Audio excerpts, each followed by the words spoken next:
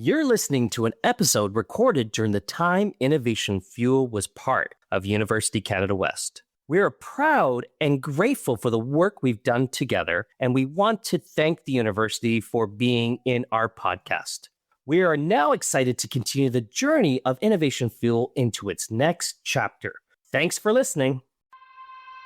You're listening to Innovation Fuel, business podcast by University Canada West, bringing you fantastic stories for accomplished entrepreneurs and key industry professionals. Let's explore the entrepreneurial world through local businesses and our university community. Hello, Dave. How are you today?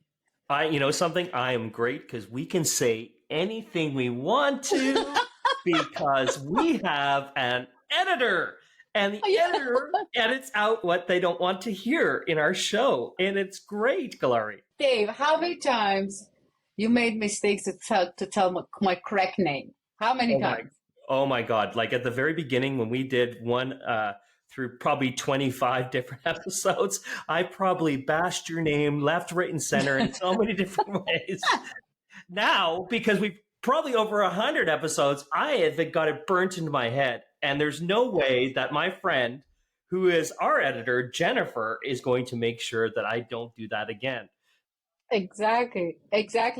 And Jennifer Lee Gunson, that's another mistake. She is our editor today, and she wants to talk about broadcasting and podcasts. And we're asking her not to edit us, our banter, so that everyone can see that how many mistakes we can have without our editor. Let's welcome Jennifer Lee Gunson, founder of JPOD, to another episode of Innovation Fuel. Hi, Dave. Hi, Jennifer. Yes, welcome to Innovation Fuel, brought to you by University Canada West. We are here to explore, maybe possibly storytelling through other vehicles. Jennifer, before we jump into J PodCreations and what Jennifer is all about, we need to know, who is Jennifer? Jennifer, welcome to the show. Tell us all about you. Well, I'm so excited about this because first off, I have been working with you guys on this podcast. I think it will be year 3 in January, so that's awesome. But before I got to helping you guys out on the podcast, I was actually a theater actor many years ago. So a lot of people don't know that I actually hold a degree in theater. I know my parents probably weren't really happy that I went into that, but a degree in theater, specifically a specialization in directing at the University of Victoria.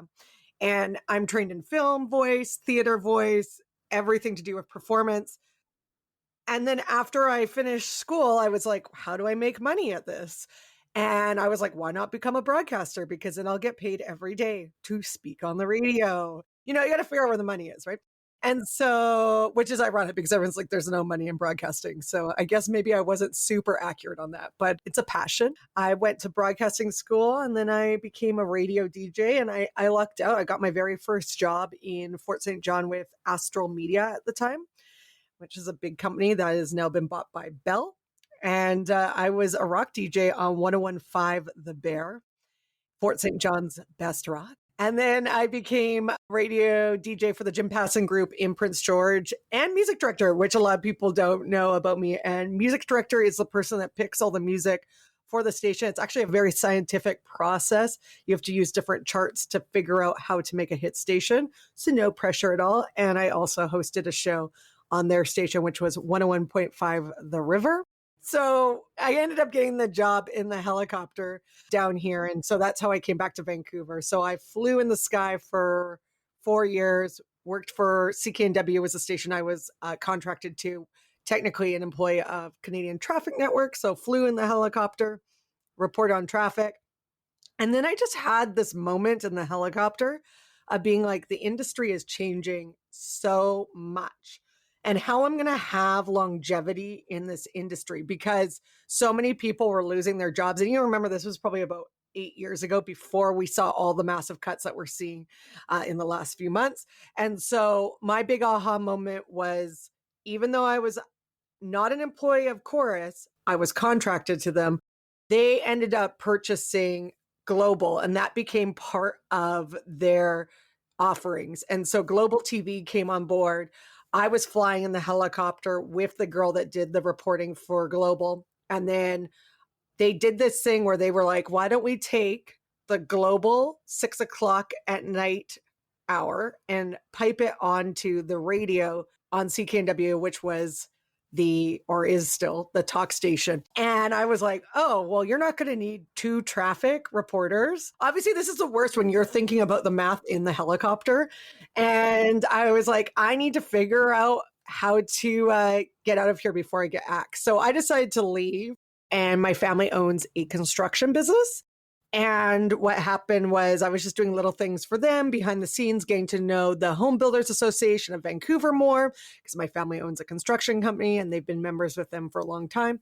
And then COVID hit, and I was like, I don't even know what I'm going to do anymore anyways, because now we have this COVID thing. But I always tell people, and I tell the students this, is trust your gut in any career that you have, because even though at that time I was going to look for different jobs, I was talking to recruiters, people were like, why would you leave the coolest job on earth? Like, why would you leave broadcasting? And I said, I'm not leaving broadcasting. I'm trying to figure out how to create a long type of career. And it's something that we have to think about with AI and everything coming into play now too. And so I decided that, I would leave, and I did. And luckily after a year, when COVID hit, they actually got rid of my position. So I always say, trust your gut. But anyways, long story, but that's what led me to creating my podcasting company, which is J PodCreations, because during COVID, I started a podcast called Coping 19, because I thought I was being funny at that time, where I interviewed a lot of entrepreneurs on how to pivot their business in a positive manner. And the Home Builders Association heard it. And then I went for my first meeting with them on how to create a podcast. And that's it. They were the first company to start it. And fast forward to almost 4 years, I'm working with many different companies in various industries. So Jen, what inspired you to create J PodCreations, and how did your background in the broadcasting communication influence your vision for this company? Well, my lie, like when I left the helicopter, I was pretty devastated. It is really hard. And not a lot of people talk about that when you've made it to, no pun intended, the height of your game. It's really hard to like sit there and be like, well, how do I get that back? Like I was very lucky. I had full-time on-air gigs all the time.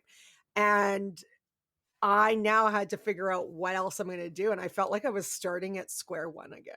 And I was like, why am I here? And the reason I decided and again, to be honest, I didn't know that podcasting would be the thing that would bring me back into broadcasting.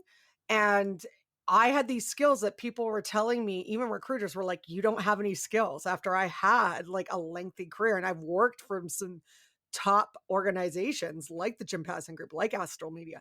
And they're like, you don't have any skills, and public speaking's not a skill. And so I was like, I don't know, do I go back to school? Like I was doing a lot of soul searching. So I tried everything. I hopped on like a political campaign and did some volunteering because I was like, maybe I want to go into politics.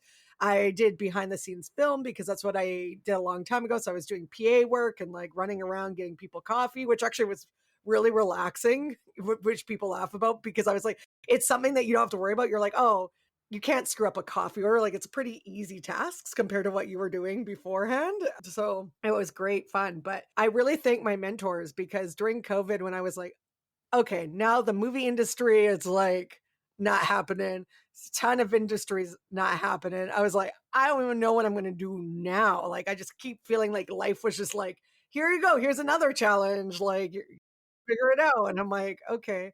And when they told me, and to be honest, I was telling people, I said, I am tired of people telling me, don't go for the money, follow your passion and the money will come. And I was like, if I hear that one more time from someone, I'm going to scream, because I have to pay my bills. Like everyone thought that they were being helpful, and they were in the end. But like when you're going through soul searching, you're like, I need a job. I need to figure this out. Like I need to like have longevity and like be able to pay for things. I like nice things. I want to be able to pay for it. It's really hard to figure out. So I feel like, not going to take away the fact that obviously COVID was very, very hard for many, many people. I think it kind of gave me a second to like reevaluate. And my mentors were so awesome. They were like, why don't you create a podcast? And my first response to them was like, well, that's not going to get me a job. Like I was probably really difficult at that point, very stubborn. And they were like, no, just do it. And I love podcasting because it's so close to broadcasting. And because I have all these skills of being an on-air DJ, knowing the tech, knowing what a good sound was, knowing how to edit, I was able to create a podcast and fell in love with it. And it's funny because I set a goal for myself. I said the podcast was not about getting listens. For me, the podcast was to get a job. But with that, the podcast got me a business, which is like the perfect pairing now. Well, I'm going to be bold and say this because no one's really said it, and it might not be, well, I feel it's correct, but I basically say that podcasting is the rebirth of radio because podcasting, yes, there are different nuances to do with podcasting, but at the end of the day, we are broadcasting. Like the tagline for my company is podcasting is broadcasting. And anything I can argue is like TikTok is a way to broadcast. Twitter is a way to broadcast. It's just not the traditional ways that we think of. So the same thing kind of goes with podcasting is the fact that podcasting and radio, the differences are radio is tied to a terrestrial tower, meaning that obviously you only have so much range. Yes, you can access them now on computers and stuff, but still the majority of people listen in their car on a radio, right? And it's more localized of where you're going. Podcasts, yes, you can have a localized podcast like the Home Builders Association of Vancouver. It's more targeted to building in BC. But other podcasts, you can go around the world, like an audience anywhere. And you're able to access it on many different platforms like YouTube. And there's a ton of different podcast players out there. So what I take from radio is very similar to podcasting in my eyes, especially when I work with my clients, is I tell people, and here I'll give you this question. Dave, you're not allowed to answer this question because I've asked it to you before, but I'll ask Gelareh, when you're doing your podcast Innovation Fuel, how many people do you think you're talking to? How many people, Thomas? I think it's about 14,000. No? It is a trick question. You're actually talking to one person. Because one person. It's one-to-one communication. And that's something we learn in radio. And it's something that I bring on to podcasting all the time. Yes, maybe you're talking to thousands and millions of people, but you should always have that one-to-one communication. So I should make you feel, Gelareh, when you're driving in your car, that I'm talking directly to you. When Dave's walking his dog, I'm talking directly to him. We don't want to be like, oh, hey, everybody. Like, because that's not going to take me on the journey as a listener. I want to feel special and included, right? So that's something I bring. And just the way you structure, like we're always told you have to get in and you have to get out in radio. And I feel that's the exact same thing for podcasting, because you can tell when you listen to different podcasts where they haven't figured out how they get in with the intro and how they get out at the end, even though podcasts are majority of them are edited, which is great. And that's another thing that I think is so important to podcasting. But you still, no matter if you're edited, you still have to know how you're getting into the topic, how you're getting out, and making sure that, it's very, very elementary school stuff that we learn, like beginning, middle, and end. And that is so important to a podcast, no matter what type of topic you're doing. And we learn that in radio, but we learn to condense it into 60 seconds or 30 seconds because that's how long our break is. With podcasting, if your podcast is 10 minutes, 15 minutes, 30 minutes, an hour, you should always be able to stretch your topic to allow it. And that's another thing is podcasts don't need to be that long. It's your content is really going to dictate. Some people are really good at doing a tight 15 minutes. Some people are better in an hour, but it really depends on your content. But I can nerd out about this all day long. AI is now used to create personalized content, right? How do you think that it's impacting podcasts and engagement? Yeah, so there's so many AI tools out there and they are great to help you. But again, it's kind of like your assistant and you need to kind of use it hand in hand. For example, when we are using AI to edit the podcast, sometimes it's not always great. Like, for example, I like to use Podcastles, like they clean up your audio and it's nice. Problem is, if you're not recorded properly, and kind of going back to radio is like learning how to use a microphone, learning how to make sure the setting is proper. If you're not recorded properly, it's not going to do you any good, because the problem is when you use those things that it takes out the noises and stuff. If somebody is super like quiet, it's going to erase that.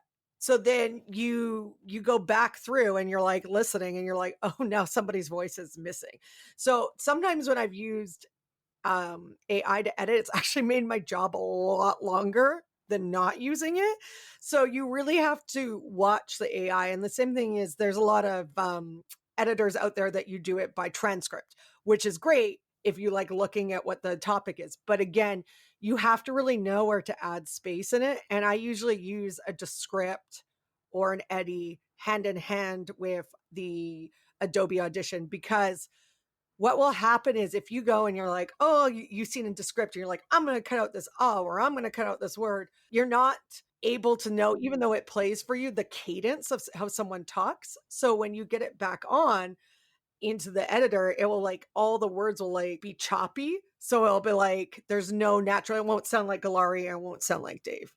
It will just be like, they're talking way too fast, or like, it doesn't sound like they're leaving themselves enough breath in there. So, they're good things to use to get faster, but you can't, like, a lot of people don't listen. They just put so much faith in the AI and then they just upload it.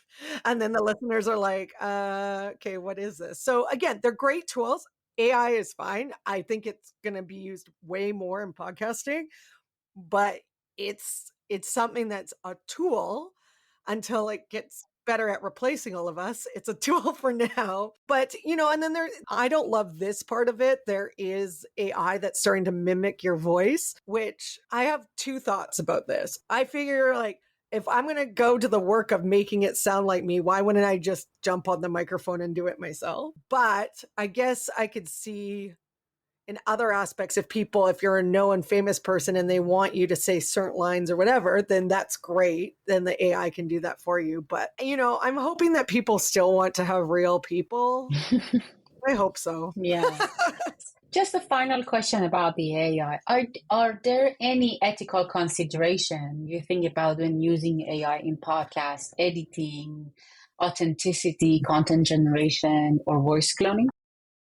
Yeah, it's so hard because it's such a wild west right now of podcasting. And so there are no real like rules and regulations against AI in general for a lot of the stuff we're doing, right? Like people have kind of like with Chat GPT and stuff like that, everyone's kind of just like gone with it. They have had some things with universities and things, and I think they're trying to crack down on that. So when it comes to AI and podcasting, no one has really put anything out there yet. But I guess I think if people start cloning voices, that's going to be a very tough one. But then it's also like, how do you go after it if all of a sudden someone's using Gelareh's voice on another podcast? I don't know. I know that this kind of goes with social media as well. As when people, like I read all the time on TikTok and people are like, someone stole my content. But again, nobody was able to go after it. So I think it's a hard one to answer now, just because like, I think as a whole in society, where you're trying to use AI in many different aspects and industries that,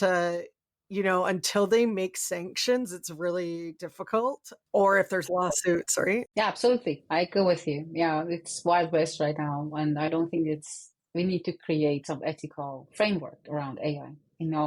It's an interesting conversation. I go back to the world of the internet. And the internet was the same thing. And it still is, by the way, the same thing. It still is the Wild West out there. So I think it's going to be that disruptive thing that we're just going to have to learn to use and take advantage of it.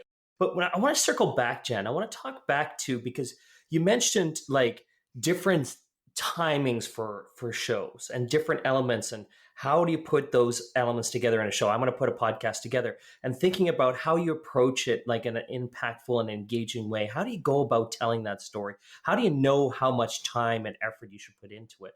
How do you go about it, Jen? Well, this is something that I love to tell people, because you guys know too, is the fact that even as a radio DJ, everyone's always like, oh, I want to sound so cool and loose, and like, I wasn't prepped, but I hate to break it to everybody. Everybody that's good is prepped. Even the people that are celebrities and stuff, they're prepped. They're not walking into an interview like Oprah. Maybe she doesn't prep as much more, but Oprah preps. Like, that's why she's good at what she does. It's just like anything. It's like going to any job and not knowing what you're doing. And then all of a sudden you're like, you know, things are falling apart. That's basically like a podcast or live radio is you always have to be prepped.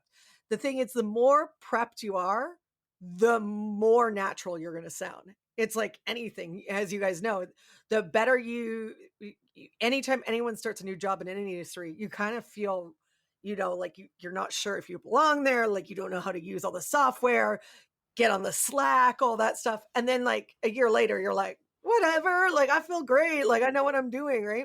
It's the same thing when you get on the air. You should always be prepared before you hit the mic, because you're probably also missing some really good things by not prepping, because especially if you're interviewing someone of note, there are things on there that you can find that other people might have never asked them. And that's the thing is too, you always want to look at what people have listened or have said to these people.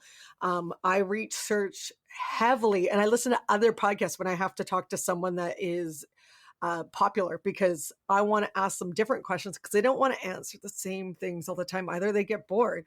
When it comes to people that maybe don't have a huge trail on the internet, just think of the topic that they're doing and find different angles into it as well.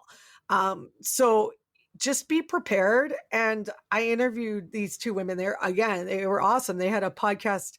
One is from Yale, one is from Harvard Law.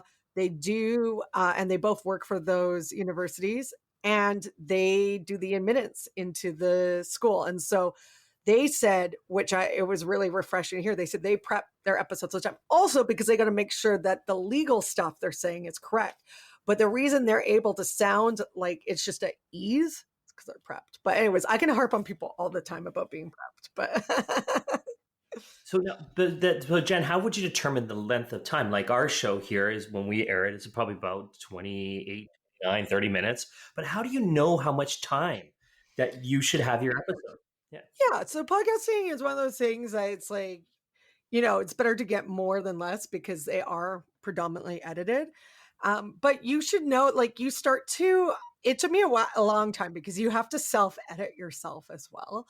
And when you're doing radio, like, oh, you listen back, you're like, oh, that was long, or I went into a rabbit hole there, or didn't need to say that. Like, what were the nuts and bolts of that? Everyone's topic is going to dictate. And so maybe if you end up, you're not sure, and you're like starting out and you're like, okay, I talk for like, most podcasts that people listen to right now are between 30 and 45 minutes is one of the stats. So talk for 45 minutes. And then when you're listening back, and this is when you have a good editor, not giving myself a pat on the back, but when you have a good editor, is first listen back to yourself, especially if you want to learn too. And be like, where could I have improved? Is this engaging? Because as much as we love talking ourselves, like I already know that there was a ton of places that I went too long here, and I was like, I'm going to edit myself. Because I get to edit this episode. But you kind of start getting a feeling of, what's important and what's not. And you kind of got to be brutal with yourself. But that's why I also recommend people when they first start out, not just because it's a lot of work, if you can get someone to edit for you as well and listen to how they edit the episodes, it will help you with the time. Because as much as I think I'm brilliant at talking, I know that there's many areas that I could edit out to make it stronger. So when you're getting your idea out to market, and you're trying to now I've produced this thing and I'm going to bring it out. There's so many different platforms to go out there with. And I noticed that you're doing TikTok, and I'd like to learn more about how you're using social media as well in this. I love that I have a TikTok channel. I need to tell more people about it, but I feel like my TikTok is not as great as many other people, but I'm on there. I'm giving myself TikTok challenges. Yeah, so there's so many out there, and I know in a lot of just like marketing forums and stuff, people are talking about is figure out where your audience is, because now it's getting to the point that there's too many platforms out there. And there's no point to be on all of them if your audience isn't living there. If you're stronger on TikTok and YouTube Shorts and Instagram, then cater. If you're stronger on Facebook and Twitter, then cater to that. But if you're like, I got to do them all to get out there, it's a lot of bandwidth. And it's kind of just throwing everything everywhere opposed to being like really direct. Because if you have a lot of listeners or potential listeners on your Instagram, like, why wouldn't you spend all your effort in making really good curated content on Instagram? And I would say that's probably another thing people don't do enough is they spread themselves too thin on other platforms and they don't focus on doing a lot of content for one or two. Because the thing is, as you guys know, is like when you put an episode out, maybe people don't even know you had an episode until they see your post 10 times, right? So the more you're out there, like I know somebody that did a podcast one time and they were very successful. I think they said they tweeted 100 times a day about their podcast. It's a lot, but they're successful, very successful still to this day. So, but that's where their audience lived. So they put the effort into where they are. For Innovation Fuel podcast, what's your recommendation to get more outreach? I would have to take a dive on your social channels with Tomas. Sorry on the bed, yeah, and figure out where the students are living, because I know, you guys kind of have two audiences. You have the students, because I do know you do case studies once in a while for them through this podcast, but then you also have prospective students that are listening to this, or people that are thinking about doing their MBAs and things like that. So I'd have to do a deep dive. I love it. So maybe we put me can on do the it with spot, Thomas. It's like, Just kidding. So thank you. I can see Thomas shaking his head. The producer is like, yeah. So we're talking about getting the message out there, but we know now that, Jen, we've seen lots more people are jumping into the podcast world. How do we get out there in a different way? What are some of the biggest challenges that you're facing with your podcast, getting out, getting exposure with it, and where do you see it going? Yeah, so it is even though podcasting isn't saturated, maybe some of the areas are saturated. Like obviously true crime is very popular. There's not like, there's a lot of room for everybody. But again, it's that hard thing of like, how do I get found still? Because you're not just competing with other podcasts, you're competing with all the other social media content out there as well. So I say, first off, you really have to make sure, especially if you're a business or organization, if you're going to do a podcast, make sure that you've got it on your website. A lot of people don't place it on their website. Have it there on the website, because there's actually a lot of possible SEO juice that's like gold in those podcasts, especially when you're going around with your topics. Like for you guys, you got University of Canada West, you've got your Innovation Fuel. You're doing topics that people would be searching for, which is great. Like how to build a podcast. Maybe that's the title for the show. I don't know. People are going to be searching this stuff. So a lot of people don't have that, and they don't have individual pages.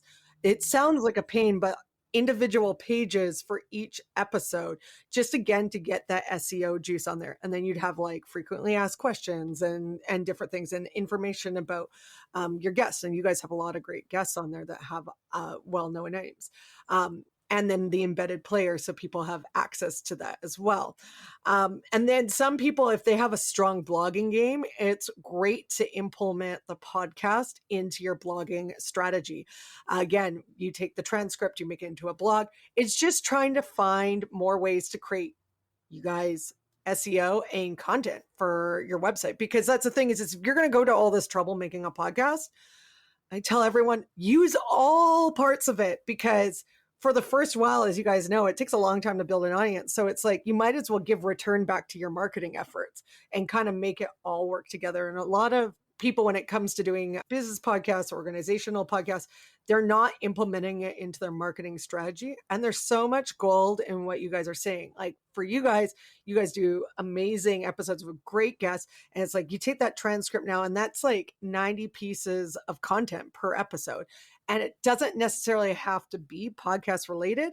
Again, you're talking about topics of like, I'm trying to think, even though I've edited so many of your podcasts, I'm like, going blank right now. But like say you do one on how to grow a business, which I know you guys have done before. Uh, you do how to grow a business. There's different captions in there. It doesn't necessarily have to be related to the podcast, but if you have an Instagram account, you'd be like, here's the number one tip for growing your business. Here's a little photo of the kids in the business entrepreneurial class at UCW. And it's like, find out more how you can be an entrepreneur at UCW or whatever, right? So that's just giving you more content because that's what you're talking about already. So I always say, don't work harder, work smarter. Like, because we've all been there writing captions for our social media pages. They're like, what do I do? And it's like, well, I already talked about this in the podcast. So it's just really using the podcast as a whole. And if you have a newsletter, making sure that it's part of the newsletter, having call to actions too. A lot of people don't say what they want you to do with the podcast. Is it to enroll for more courses? Is it to attend this event that you're throwing? Yeah. And I would say too, in the podcast, a lot of people, and we're starting to do it more and more, is even if you don't have ads, a lot of the platforms you're on, like Transistor or Captivate, they have dynamic insertion. And I think most of them do now as well, which is great. And it doesn't have to necessarily be an ad. It can be used to be like, follow our podcast. So and so said this about our podcast. Follow our podcast. If you guys have talks, which I know you guys do, you could be like, our talk on this topic is coming up. Buy your tickets now. And then these things that are dynamic, the great thing about it is you can replace them all the time. So if a new student goes to episode 1, even though you guys are I think like episode 100 now or something, like episode many of them later on, the ad is still going to be current, or whatever you're going to do is still current. And then you can switch that up. Like dynamic insertion is so great. And a lot of people just think ads right away. But I was like, you guys have so many things that are going on during the year that you could use. And a lot of people just don't use it as like basic, like, hey, love this podcast, rate us, follow us. And that's another thing to get more promotion. Not enough people get people to rate them, especially on iTunes, write a review. Spotify, it's the star system. But the more of those you get on the players, that it gives more visibility. But there's so many things to do. And then there's paid ads too. And they're starting to be really great paid tools too that aren't that bad for people that maybe aren't businesses or organizations. They're a personal podcast that want to start getting more listens. Like I love the company Headliner. Headliner's got some great tools to help grow your podcast and like little ad packages that you can start off and you get more listeners and things like that. So there's so much you can do. But at the end of the day, the industry is still very new and it's ever evolving. And everyone's kind of trying to figure out what the silver bullet is. But there is not one silver bullet for success. Just doing it. I love it. I love it, Jennifer. I love it. And hey, by the way, guys, if you are going to start your own podcast, you got to reach out to Jennifer to handle a lot of it. She knows how. She can do the editing. She can do the promoting. She can do a lot of it for you. So, but before we wrap up today's show, Jen, we've got to ask a challenge. We always ask every get to do a challenge. I've been listening to this all the time. And the challenge, you could be, again, a small challenge, a micro challenge that you're facing with J PodCreations, or it could be a macro challenge that you want to throw out to our listeners out there. It's over to you, Jen. Oh, okay. Can I give them like a challenge to start a podcast? Please do. Okay, I have an idea for you. So this is the one that I love telling everyone. I call it the trailer test, some people call it, as if you're thinking of doing a podcast, because we all know it's hard to start. So a lot of us and ha about it. But if you're serious about it and you want to know what it would be like to have a podcast, start with the trailer. So write yourself a trailer and basically tell us what it's about. Why should we care to even listen about your podcast? And then record it. And you can use like some of the programs have free trials too. Riverside, Squadcast, all them, because you could do it on Zoom if you want to, but Zoom is not a podcast software. It's a meeting software. That's a whole other podcast that I will talk about. But get on there. And then Spotify for Podcasters is free to use. It's a hosting platform. And put your trailer that you produce, put some non-copyright music under it, and put it up on that. And then send it to your friends and be like, hey, what do you think of this? Do you like it? Do you not like it? Should I tweak it? And do that before you do any episodes, because in that way it kind of gets your feet wet on the whole process on a smaller scale. So you know what it's like to like edit it, put music under it, speak into a microphone. And then you can decide if you're like, nah, I don't want to do this ever again. Or if you're like, I'm hooked now, then you can. Love it. I love it. Thank you, Jen. Thank you, Jennifer. Thank you, Dave. That was another episode of Innovation Fuel. Thank you.